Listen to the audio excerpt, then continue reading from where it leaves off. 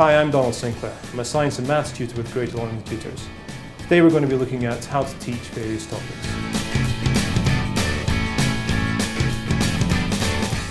A good way to teach place value is to use tokens of some kind. Here I'm using poker chips, but anything with different colours that can be easily distinguished can be used in their place. Try and avoid using things like coins though, because they already have values associated with them. Here I'm going to use these to represent ones, tens, 100s and 1000s. Bring in the idea that these are worth that amount of numbers rather than them representing that. If you were to take an amount from each pile and ask the child to add up the total worth of these tokens, that would probably be quite difficult. However, you can show the idea that if we have, for example, 7 ones, 6 tens, 2 100s and 6 1000s, then you end up with a number 6,267.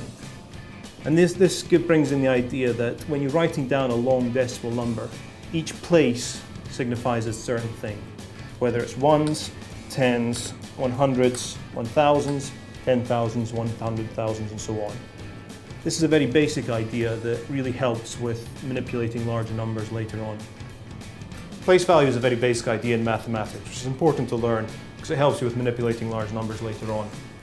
Here, if we have a 4-digit number like this, the first digit signifies the number of ones, the second digit signifies the number of tens, the third digit the number of hundreds, the fourth the number of thousands, and so on. Having the basics of place value makes things like long addition a lot easier. Adding 3-digit numbers like this can seem a bit daunting at first, but once you have the idea that all you're doing is adding units, then tens, then 100s and so forth, it becomes a lot simpler.